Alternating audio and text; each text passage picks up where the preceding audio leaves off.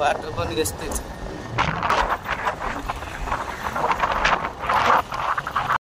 Hello guys, अभी no हम बानी बेलाटारी के मेन चौरा किनारा बेलाटारी के बीच में निकल जाओ केदार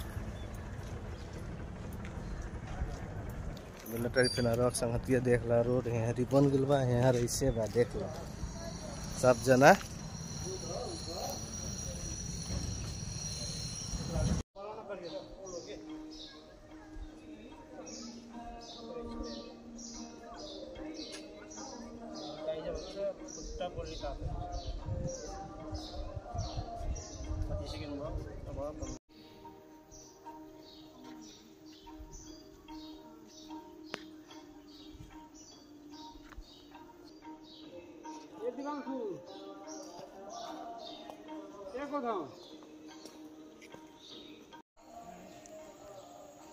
हेर्न सक्नुहुन्छ यो दुईटा हात्तीले यत्रो रथ तानेको यस्तो दृश्य कहीं देख्न पाइँदैन।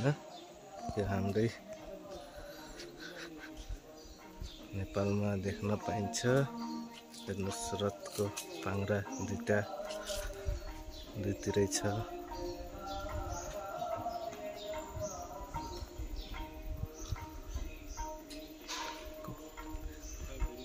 श्रद्धालुहरू पनि भित्र गएर पूजापाठ गर्नुहुन्छ।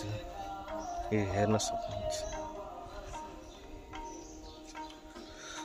हाम्रो नवलपरासीको यो भव्य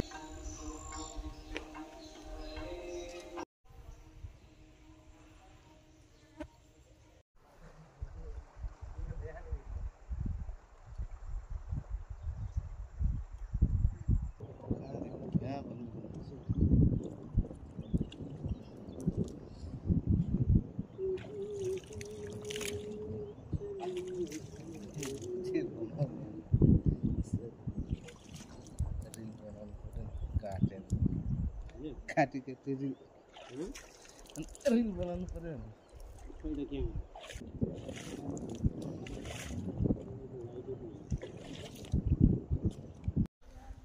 ओ साडू ताका यार।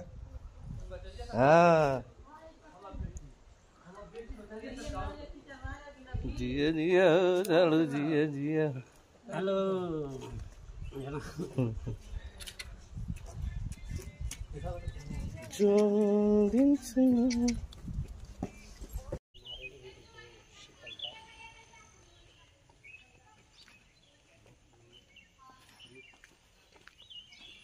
गजेन्द्र मोक्ष धाम भनेको यहाँको सबै कथावस्तु कल्प गजेन्द्र मोक्ष धामको हाम्रो यो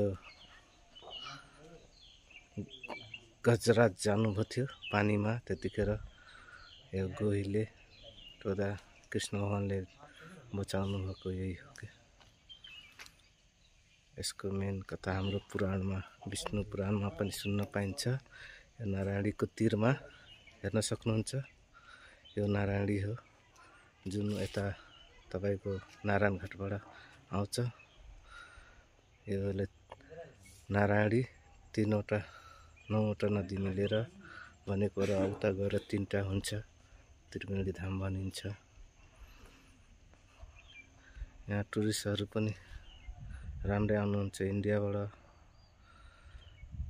अनि नेपालकै टुरिस्टहरू टन्नै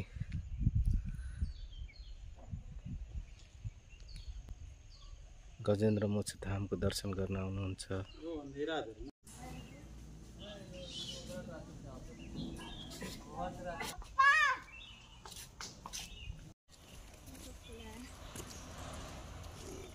पापा ने खींचे जी हमकी पापा का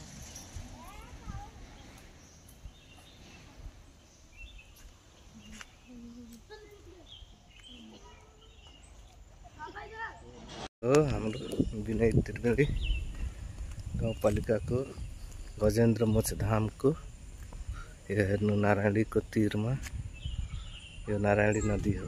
यो नदी यहाँबाट इन्डिया बिहार वाल्मीकि बिहार जाने हो। यो नारायणी नदी हो। तपाईं हेर्न सक्नुहुन्छ। पाली वाल्मीकि आश्रम छ। यहाँसम्म हेर्न सक्नुहुन्छ। यो मन्दिरको यो फुलवारी सजाइएको छ। टुरिस्टहरू आउनुहुन्छ।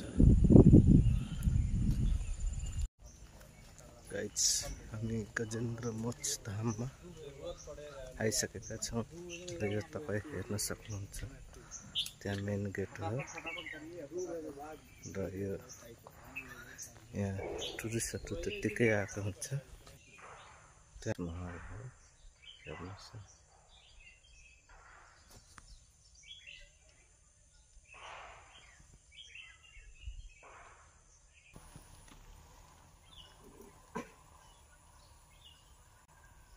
यो हो शीश महल। यो चाहिँ भित्र धेरै मूर्तिहरू बनाइएको छ। तपाईहरुलाई म देखाउँछु। अहिले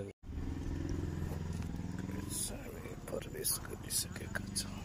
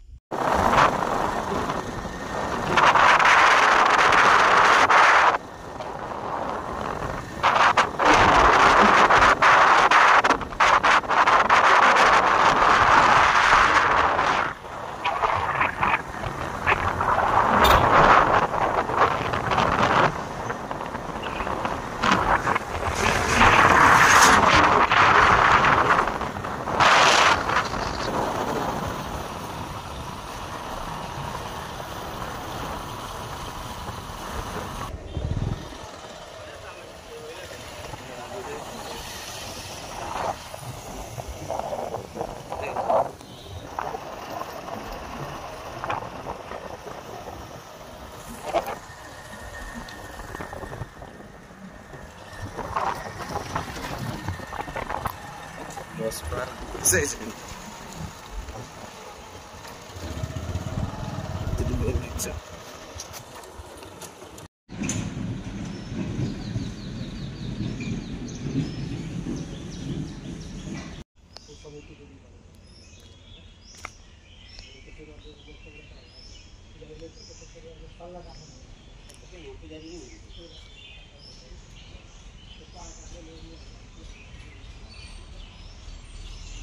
यो अघि बाघको कुरा गर्नुभयो, अनि सिंहको कुरा गर्नुभयो, के हो कुरा गर्नुभयो?